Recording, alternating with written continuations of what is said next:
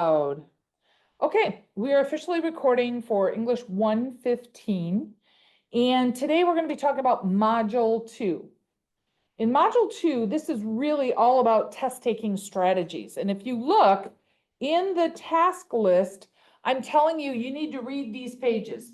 And those pages are going to be at the back. So when you use your electronic book, you can use the search method and start at that page and it'll jump forward for you. So you don't need to click the arrow button until you have 638, okay? So I am not sure on the electronic book, but I also think you have a scroll bar at the bottom where you can do one of those and go super fast. So the items we're talking about, I want you to read, is information on basically test taking in general. So one of my questions to you, I guess, let's just kind of share.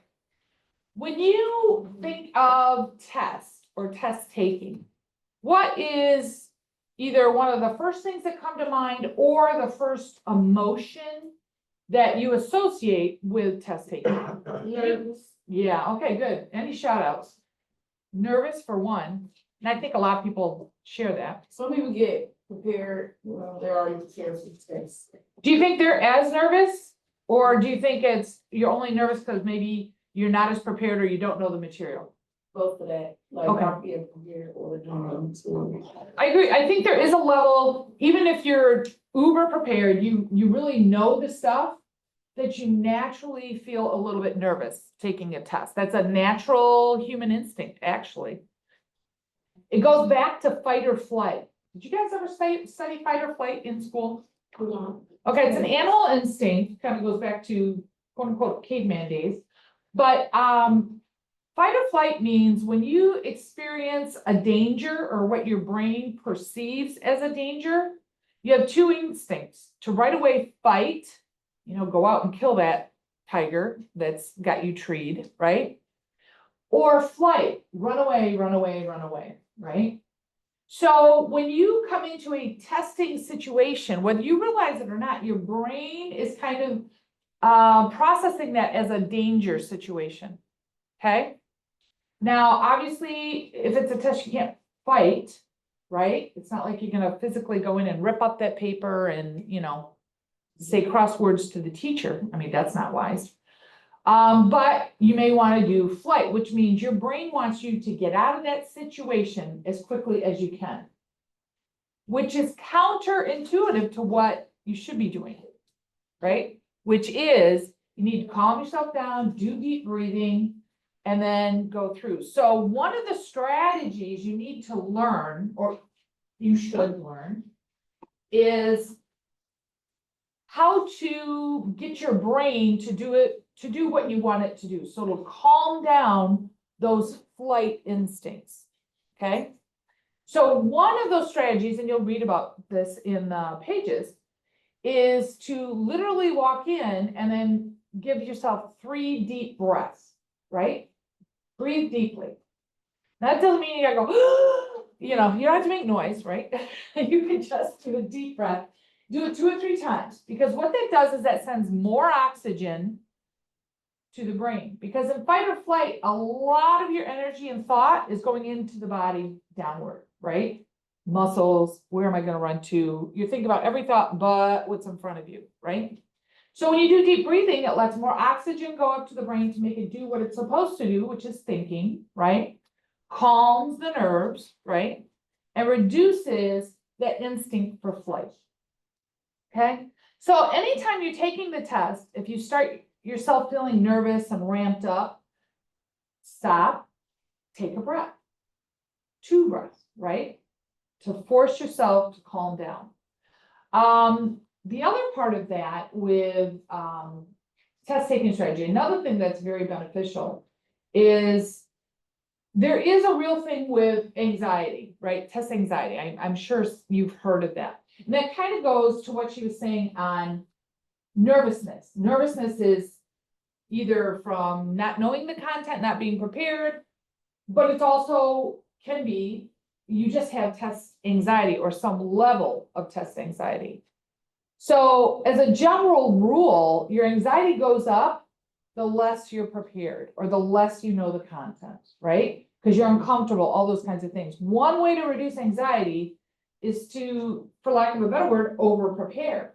So that you know that information inside out. So when you sit down, it's familiar, right? And if you do your deep breathing and calming, then you're not in a hurry. Because that's the other thing with fight and flight. You're taking the test and you just want to get it done as quick as you can. That's what your brain wants. Your brain wants you out of there because it perceives it as a dangerous situation. So I'm just curious, how many of you use the entire time designated for the test?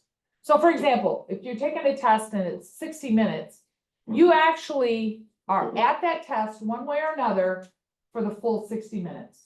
No. Yeah. Anybody else that actually does that? Okay, good. No. So that's one of my strategies I want to talk to you about, which is use the time, or as much of the time as allowed.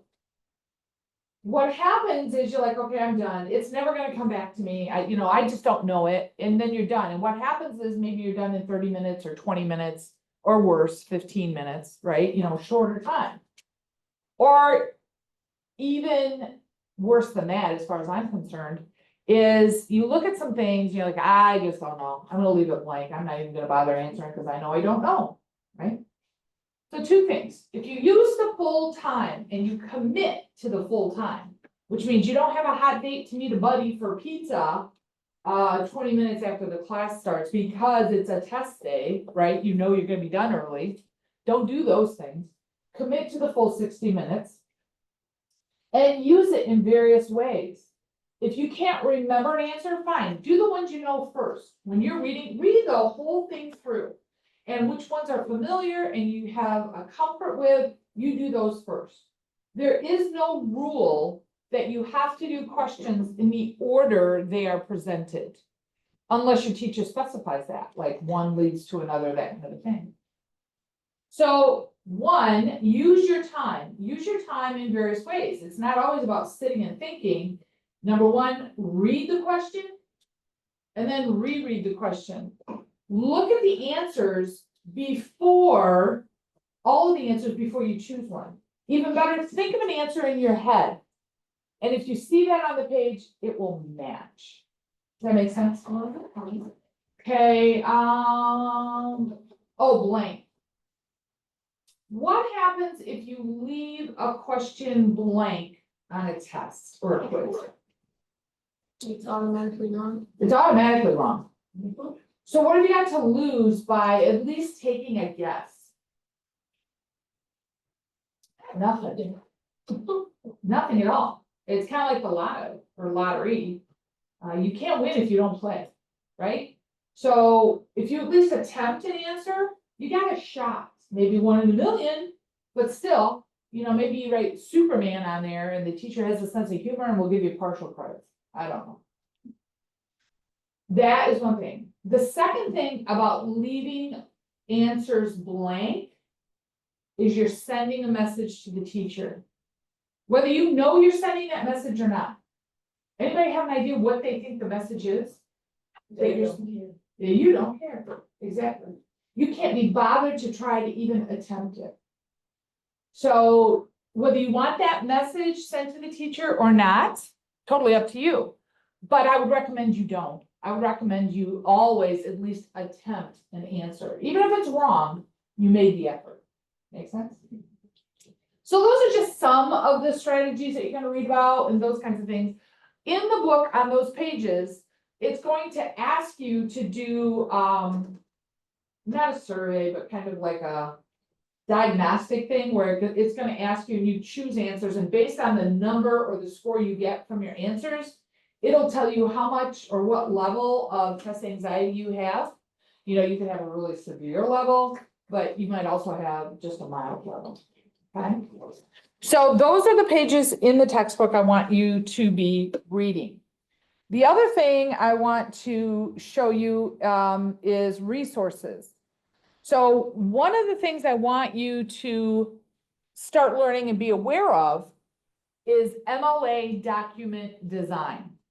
How many of you had MLA or were taught MLA document design in prior schooling somewhere?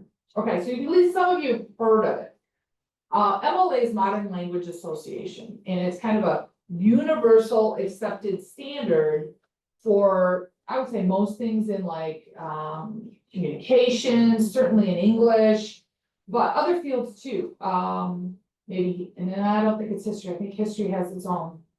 Maybe psychology, I'm not sure.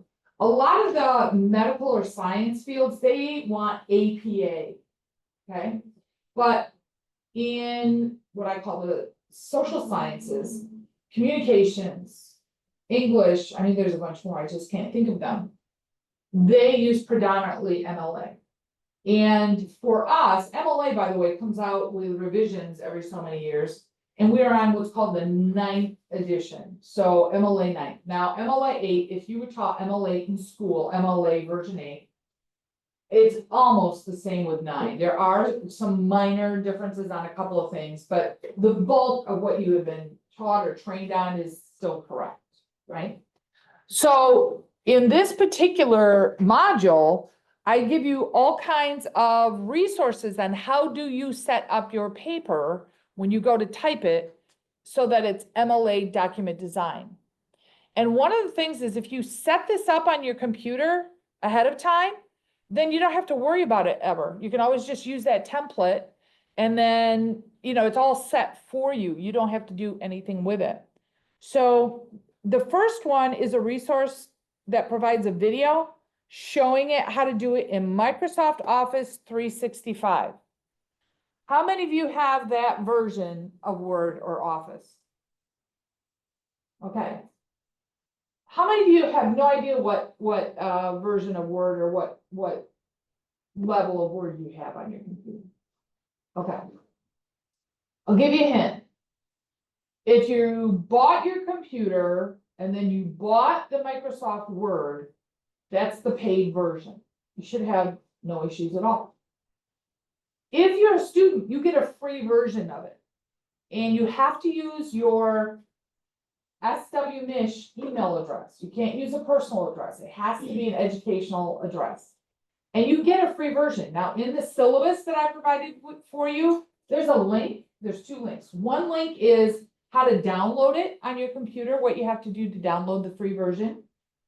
And then the other link is for something relating to it on, I don't know what, but there's 2 links. Oh, and one is instructions and the other is the download link. So those 2. So read the instructions and do the download link. Let's go ahead and just check right now. Now, if you have an Apple, I can't help you. I have no clue. Sorry.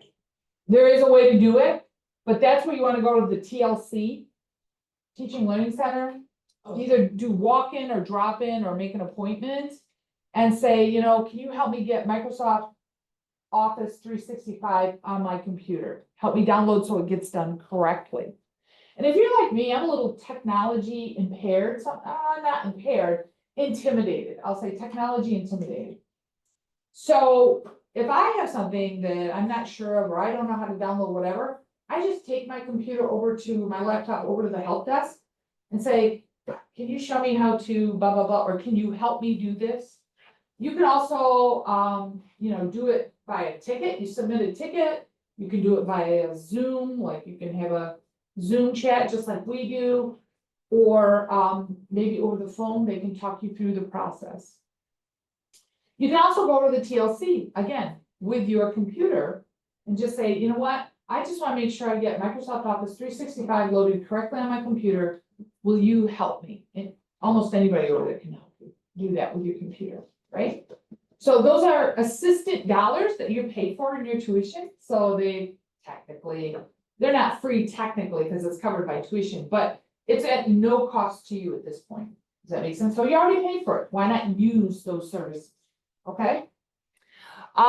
If you're old school, kind of like me, I like video because for me, it's easier to understand. You'll see in this course, I provide a lot of video instruction stuff, but sometimes I just want to go old school and read it.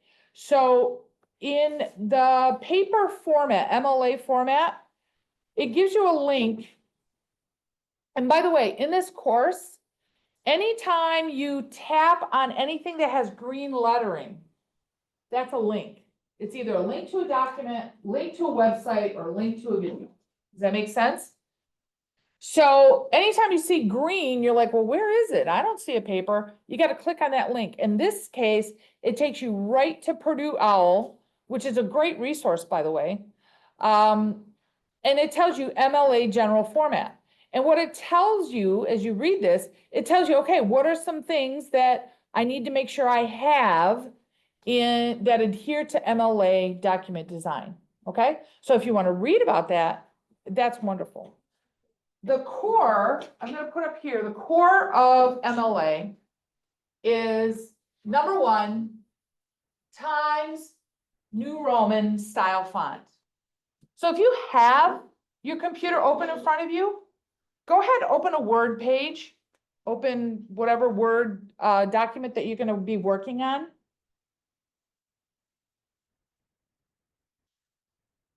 I'm going to go up here. Okay.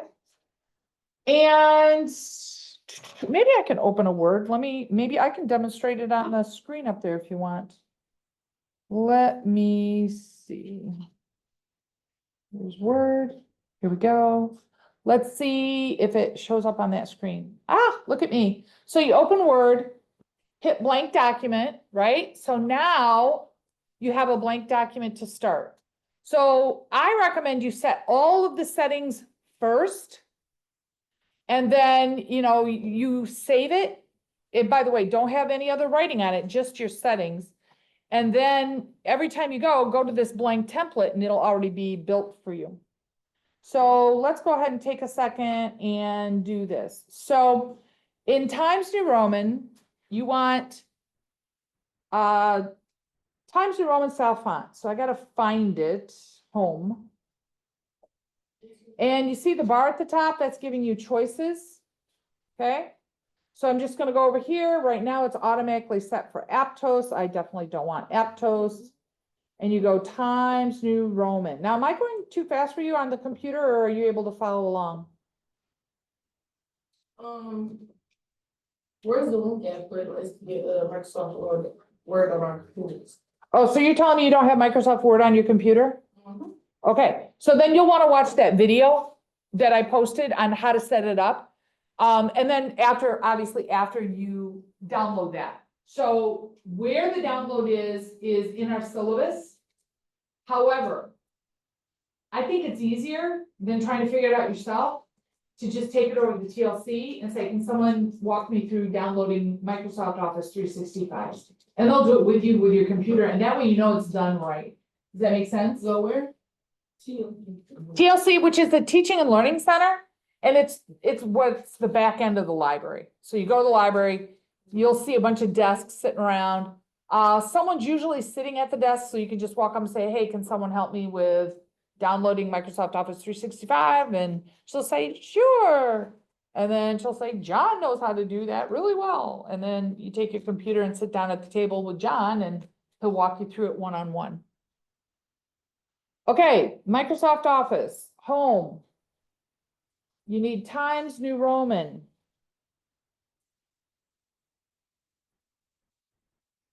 And then you need size 12. So MLA, and by the way, if you want to write this down, in notes, that's fine. It may be easier for you to remember this. Times New Roman size 12. The whole document has to be that. Times New Roman size 12, okay?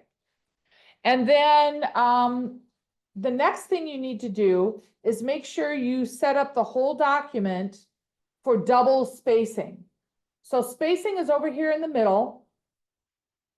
You can see with the drop down, and then you just choose 2.0, double spacing, okay?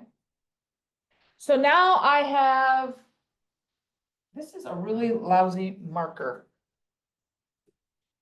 Let me see if this one's better. Double space. So keep in mind, if you're virtual and you are, not able to see the board, that kind of thing, there is a video on the resource page that shows you how to do it, right? So you have Times New Roman, you have double space, and then you need a header. So to do a header, you click over to insert.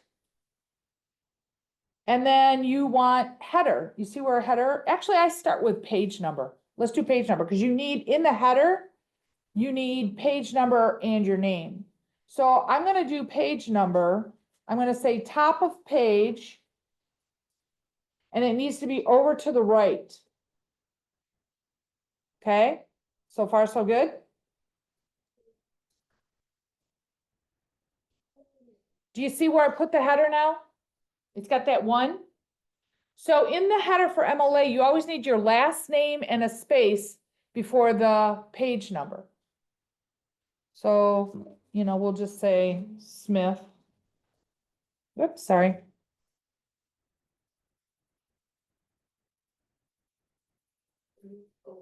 And take a look at that, by the way. You have to change that to Times New Roman. Okay?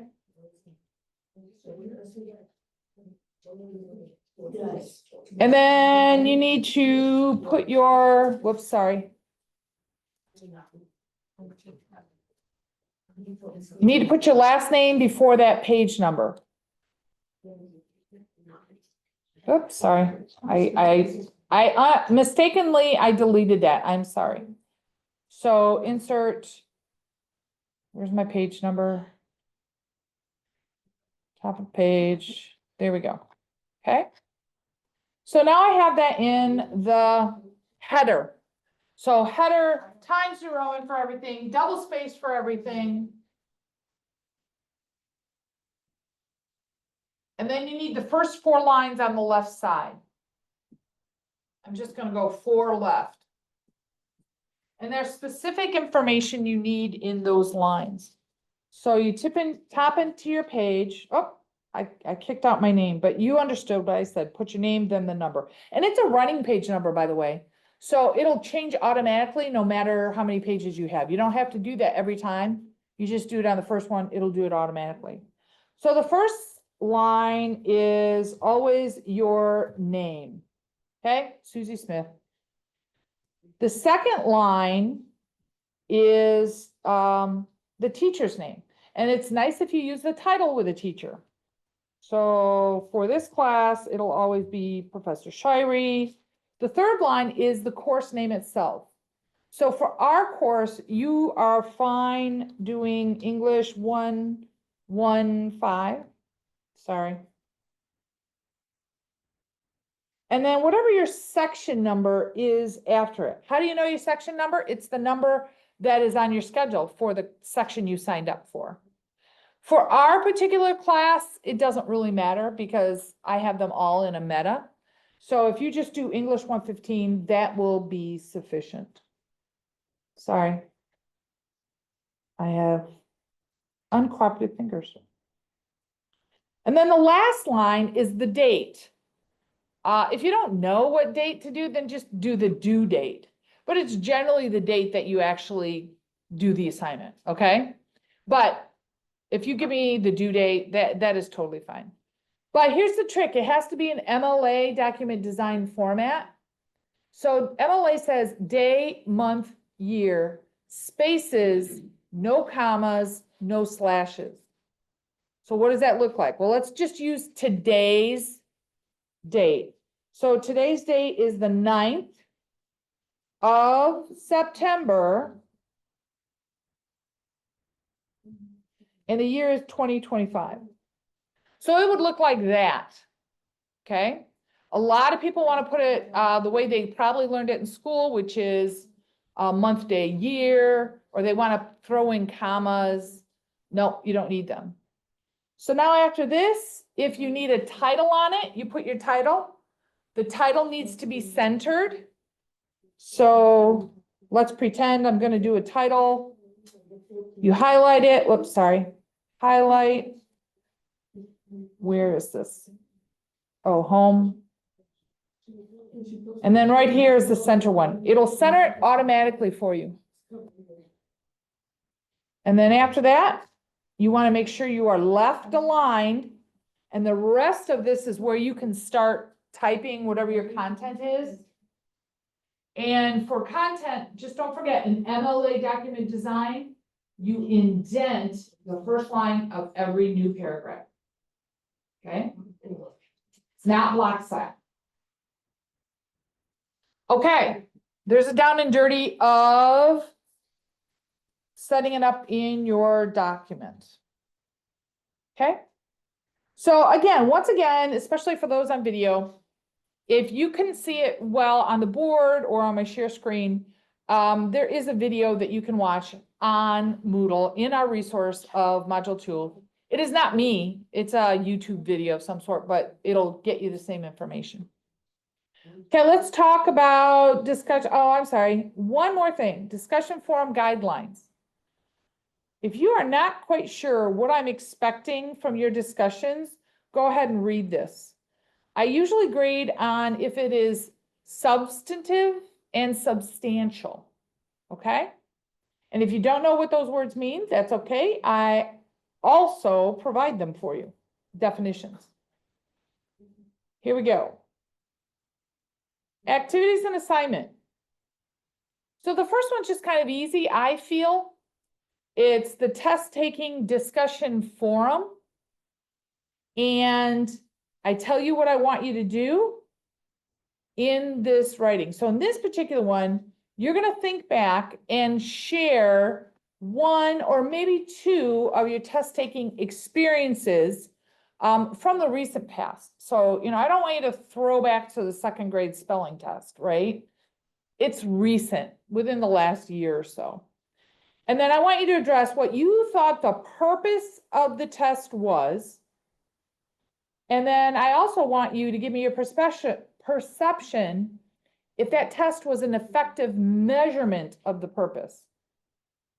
So for example, in my sample, I talk about having to take a CDL test. CDL is commercial driver's license. And the purpose of that is to see if you are qualified enough to be able to drive a particular level of vehicle on public roads, right? So for example, school bus drivers, they have a CDL, chauffeurs have CDLs, there's different levels. And so my perception of that would have been, yes, you know, the questions address the purpose, you know, you need to know how high a bridge overpass is, whatever. Or it's no, the questions I had no relation to being a safe driver on public roads with large machinery. Does that make sense?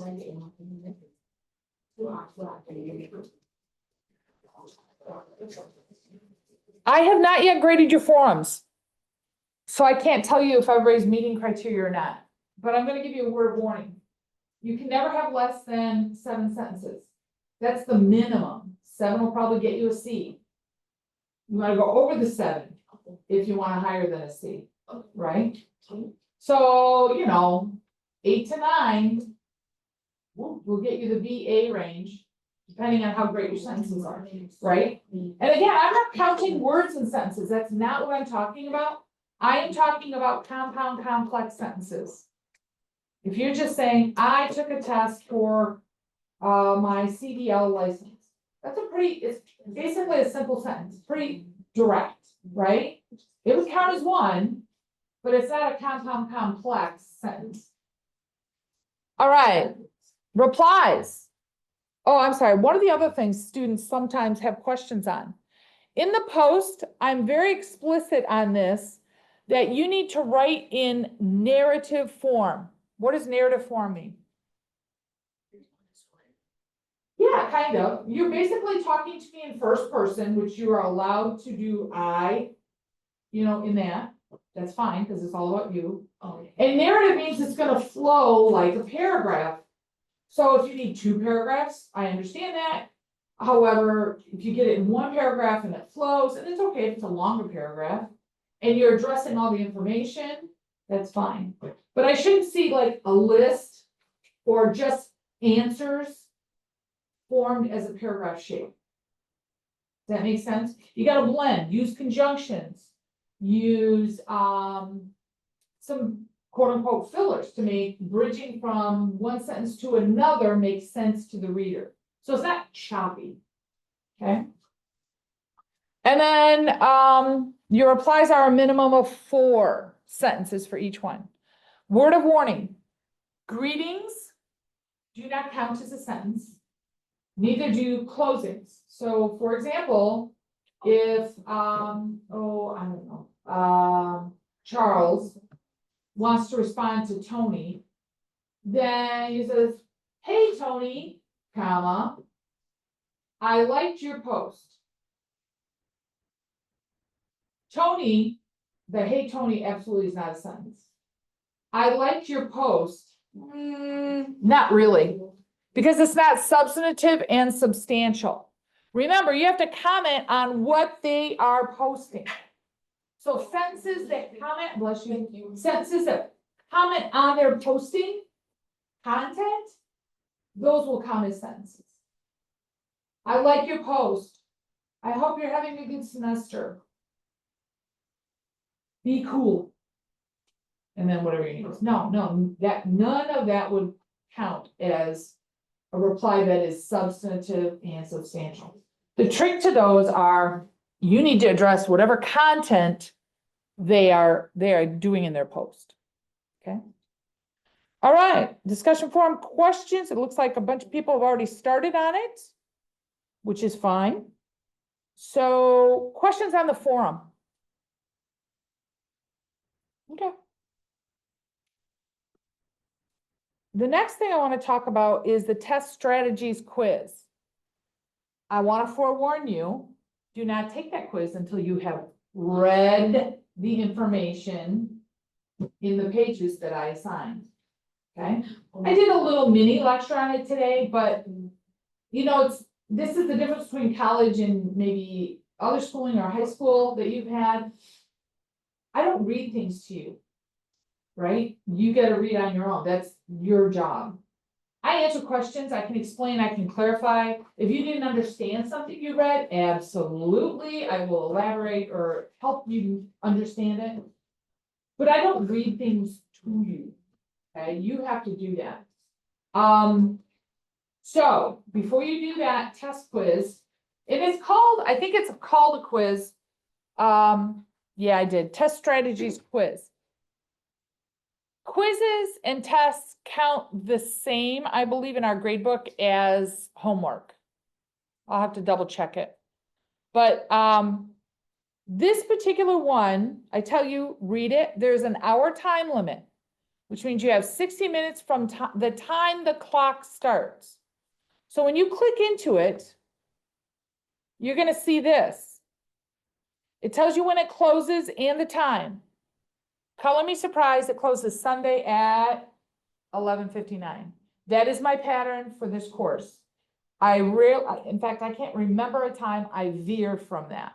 So it's always Sunday, 11:59 for all graded assignments. And then I give you those instructions again. You got an hour. Don't click until you are ready. Make sure you've read the pages. Make sure you have good broadband or good connection or good Wi-Fi. Whatever it is. And make sure you are in a non-distracted space. What I mean by that is once you click start or whatever that box says, see it says preview for me, but yours will say start quiz, right? Is it attempt quiz? Attempt, thank you. Attempt, when you click on attempt quiz, the clock starts running. That clock only stops at the end of 60 minutes. So don't click on it till you're ready. Get in an undistracted space. Make sure you are familiar with the material before you attempt this. If you're in a distracted space, here's why. I don't need to give you all the scenarios. Here's why. The clock starts running and it won't stop no matter what. So even if you get, let's take a horrible scenario, which was Sunday and technology decided to have a problem, right? Moodle was down.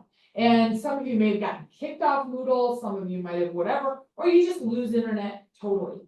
The clock doesn't stop. It doesn't stop if you come out of the quiz and come back later, right? You probably won't be able to come back later because it'll say quiz attempt finished and it won't let you back in. It also, you know, if someone interrupts you and is talking with you, blah, blah, blah, blah, blah, and you don't do it, that clock is still running. So treat it as if you are in a silent room, no one's allowed to walk in and interrupt you. And that you have all of your materials with you. Okay? I am well aware that you may have your book, this is an online course, by the way. I'm well aware you may have your book with you. What I can tell you is, even if your book is open, if you are not familiar with the material, you didn't read it, and you don't have a good understanding of it, you're still gonna have a tough time.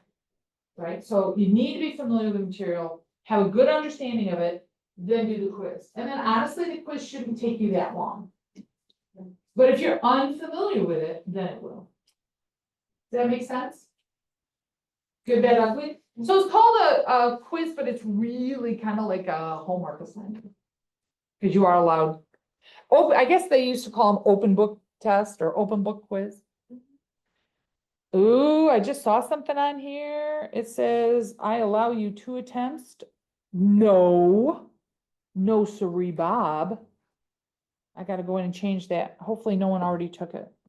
And if we like do the test on a weekend, like Saturday or something, and then like the Wi-Fi goes out and we get logged out and we email you, but you don't check your emails on the weekend. Well, I mean, I do, but I only answer to 911 emails. You know what that means? Is it like, is it super urgent? That's a really, really good question, which is another reason you should never procrastinate.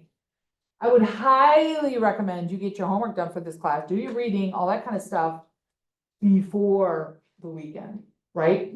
Because if you're having a trouble and it happens during the week, you can get help, you can get it solved. If, we'll do this, if it's the weekend, you're like, oh my God, no, there's no way I can't get it done before Sunday afternoon at 2 o'clock or whatever. Then you need to find another computer to use to finish it. Someplace that has Wi-Fi that will connect you. But So- what if it's like test is finished? Like, are you gonna? Well, that's what I mean. You maybe want to have that already predetermined, like a backup plan. Mhm. I'm saying, oh man, what if I get in the middle of that test and it's gonna be a problem and I have to get something else.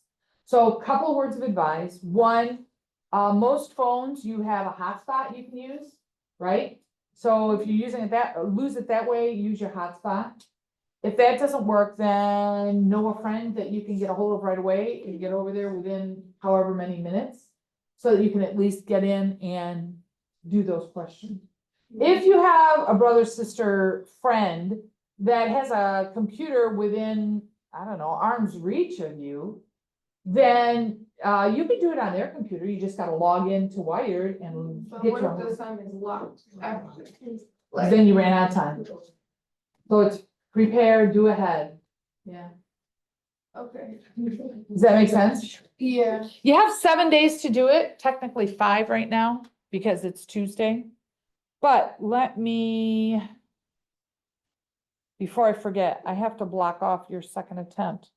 I don't know why I allowed 2 attempts on that. But no, I do not want you to have 2 attempts on it. Oh, for the love of Mike. Question? I hear someone pending in this question. No?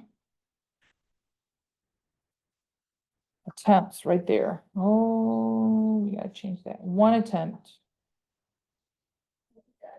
Okay, good enough. All right, the other one I want to talk about is ethical use of AI in college. And we're going to talk about that a little bit today. If you want to go through the lesson on your computer with me, you can. It's not a long lesson. It's, I think, 2 pages is all. And what I'm doing is I'm informing you of the AI policy. Now, quick question. How many of you have read over the syllabus? Anybody? Yeah. Sort of. Okay, how many of you read parts of the syllabus? Okay, I get a few more.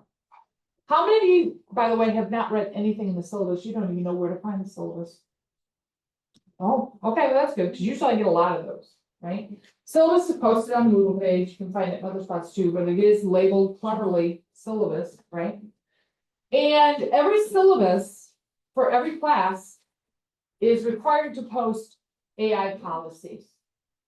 I will tell you, the AI policy is not the same for every class. Okay, it's different by probably every instructor. So for example, the AI use policy in my course for English 115 may not be the same AI policy that Professor Ignatius uses for English 115. Okay. So you want to look at the syllabus, if nothing else, for the AI policy. AI, I'm assuming we all know, is artificial intelligence. Primarily, my policy deals with generative AI, GAI. Generative means it can create for you. So some things that are fine for my class, I call them tools, they are tools. Things like Grammarly, right? Things like all the tools in Word, like spell check, grammar check, editor button. All of those things are tools and absolutely fine to use with your writing. The reason being is because they don't create what you write. You have to create something, give it to them, and they help you, for lack of a better word, clean it up, make the commas in the right place, those kinds of things. Those are great tools. It makes your writing better. So those are fine. In policy, my policy basically says that you are not allowed to use basically any form of generative AI, whether it be ChatGPT, Claude. I mean, there's so many of them out there now. I can't even name them all. You can't use it to create what you're going to write. You can use it as a tool, but not as a whole, like have it create the whole thing for you. You have to have your own writing in there. I don't want a submission by AI. I want a submission by you. So use the powers for good. The other part of that is you are allowed to use AI on specific things that I designate you're allowed to use AI on. And it'll be assignment by assignment. And if I don't say it on the Moodle page, you're allowed to use generative AI. You can assume you're not, right? And when you do this is the other half of that. You have to acknowledge and properly inform or cite what of it was created by AI. Okay? So that's kind of your first introduction to MLA, and the fact that whether you know it or not, in English, you can use other people's stuff. You can use exact wording from books that you find, but you have to cite it. You have to cite that it's not yours. You have to cite where you got it. And you have to do that in MLA format. There's a particular way to do that. And when you use AI to find something or use AI to create something, like you want this in quotes, because this is what I took from AI, you have to have that cited. If you don't, that's considered plagiarism. You're using AI to create something, but you're not citing AI, right? So it's not yours, it's someone else's. Okay, does that make sense? So I don't want you to be afraid of tools, right? And you can even use ChatGPT as a tool for something, right? But you're not, I don't want a wholesome, there's a word I'm looking for. Let me see what it is. Because I put it in here. Yeah, you can use it for early work phases, brainstorming, narrowing a topic, refining, research questions, drafting an outline, checking grammar, but you can't use it to compose or generate wholesale something you're going to submit. Does that make sense? Okay. Now, the interesting thing about AI, I have a video, but I'm building an ethical AI lesson in one of my other classes. So, you don't have to do that yet. I haven't built it for our class yet. I only have these 2 pages right here. But AI, there's a real danger for you in using AI or becoming use it over much, right? And that is it starts impeding or it doesn't allow you to develop your critical thinking skills. Critical thinking is like problem solving, troubleshooting, those kinds of things. And you may not think you're gonna miss it, but you will. Because if you don't develop, it's like anything with a skill, the only way to get better is if you use it, right? And continually use it. If you're always using AI for everything, you're not gonna develop those skills. And that will affect your learning. So it's highly possible you can get through, I don't know, your college career, get your associate's degree or whatever, and you've used AI for everything all the time, never got caught, blah, blah, blah. But then when you get that job and they expect you to do certain things, you're not gonna know how to do them. You won't hold that job very long. Because AI won't save you in a job, usually. It'll help you as a tool, but you have to have core content for whatever you're going into, whether it be accounting or any other ones. So that's my kind of lecture on AI. That's the policy I want you to read, be familiar with. That's the policy I have in the syllabus. That's what I'm gonna hold to, okay? The next page is think before you prompt. A lot of using the AI as a tool is how you're prompting it to do whatever you want it to do. So ChatGPT and others can help you brainstorm grammar and even understand vocabulary or tough concepts. You know, you can type in something that's like, you know, tell me what this means or tell me blah, blah, blah. And it's good for that.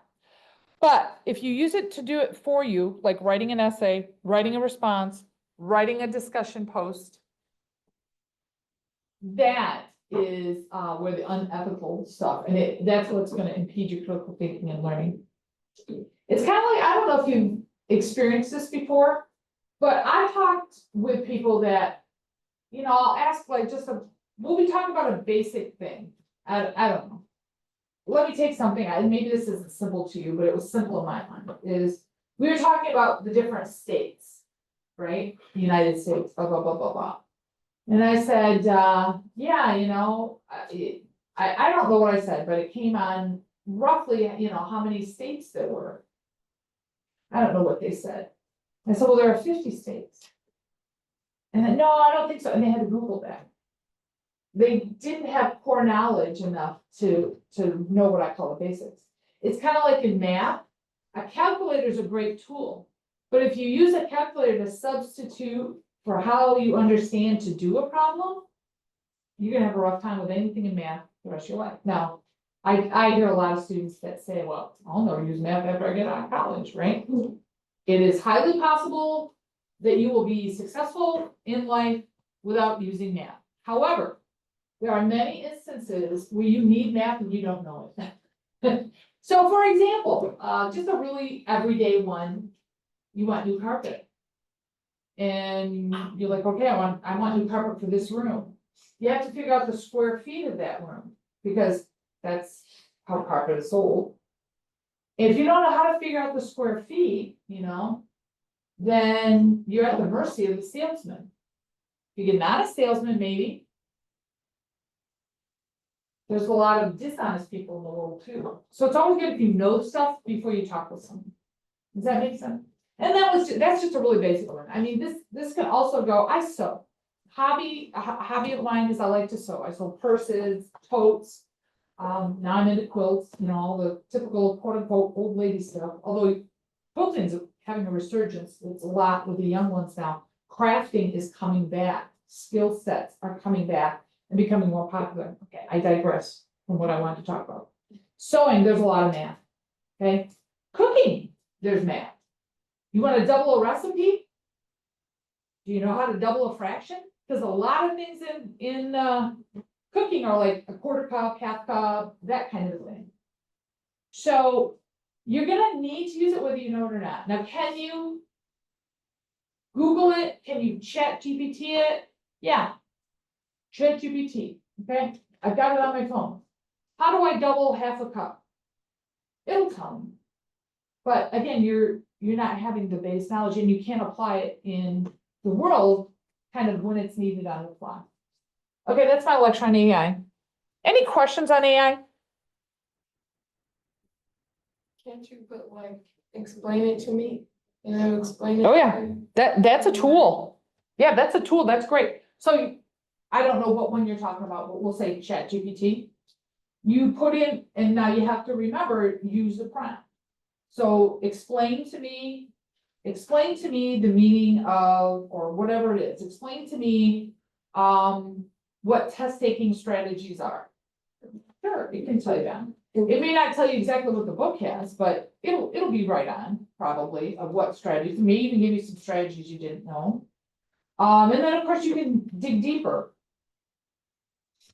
Give me the 5 best strategies that make students successful. I don't know, that kind of thing. Where you wanna be careful is what you're prompting, can you take that and just submit it? No, absolutely not. That's plagiarism.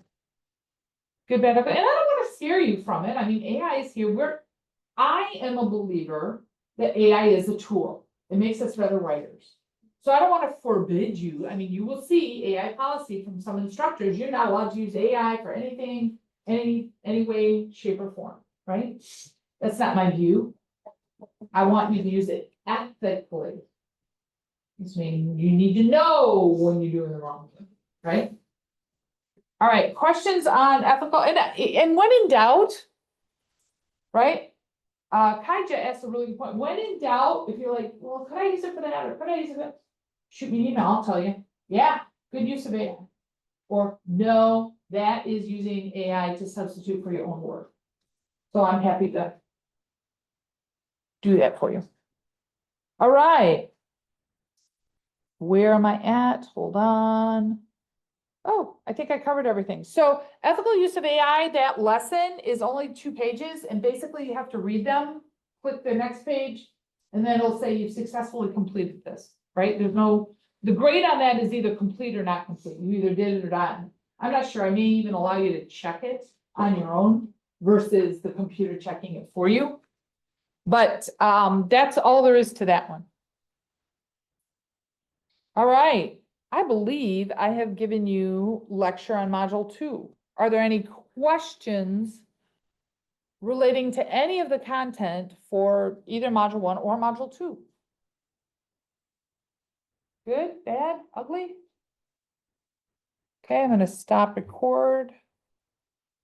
Hopefully it recorded for me. Just a second.